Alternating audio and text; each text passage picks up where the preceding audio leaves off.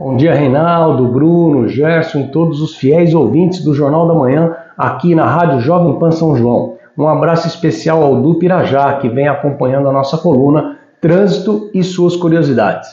Mais uma vez, Reinaldo, agradeço a oportunidade de poder orientar os usuários das vias públicas aqui da nossa cidade. Bem, Reinaldo, hoje vamos falar um pouco sobre as competências para a aplicação das medidas administrativas e penalidades. Esse assunto me foi perguntado pelo Dr. Ciro Sanseverino, meu amigo, advogado e professor de Direito Penal da Faculdade de Direito da Unifeob. Para refrescar a memória, se é que é possível com todo esse calor, medida administrativa é aquela preliminar, aplicada pelos agentes da autoridade de trânsito, por exemplo, os autos de infração. A penalidade é a punição propriamente dita, aplicada pela autoridade de trânsito, ao final de todo o processo para sua aplicação. Por exemplo, a multa.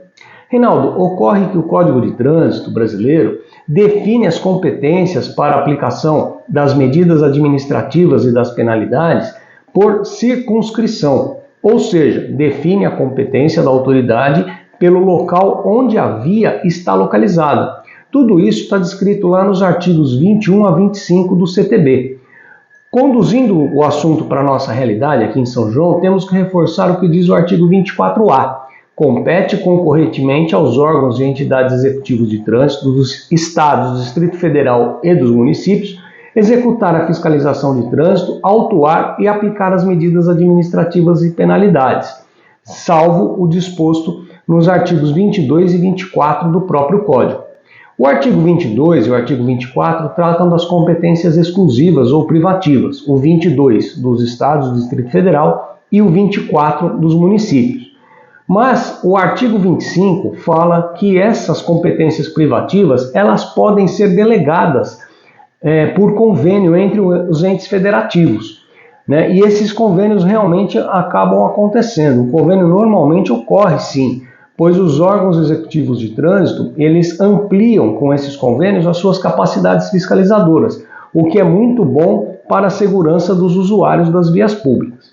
Outro ponto importante, meus amigos e seguidores da Jovem Pan São João, é que todo e qualquer ato fiscalizatório de trânsito tem por obrigação ser executado, elaborado pelos agentes da autoridade de trânsito ou pela própria autoridade, pois os agentes públicos possuem o poder de polícia para essas finalidades, a fiscalização e punição dos infratores se necessário.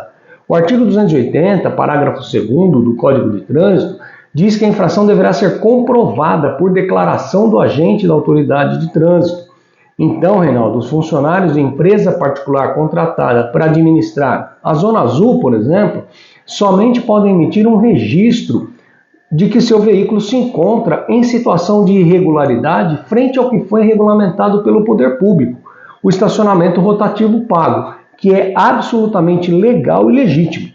Mas fica a pergunta, o não pagamento da Zona Azul poderá ser convertido em autuação de trânsito?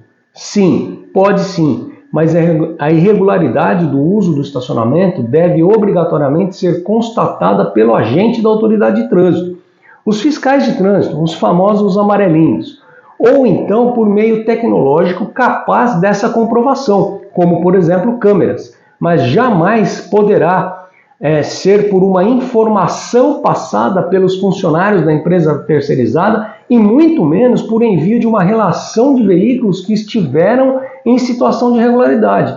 O agente de trânsito tem que comparecer ao local para comprovação pessoal ou então no auto de infração deverá constar qual foi o equipamento utilizado para a comprovação da infração.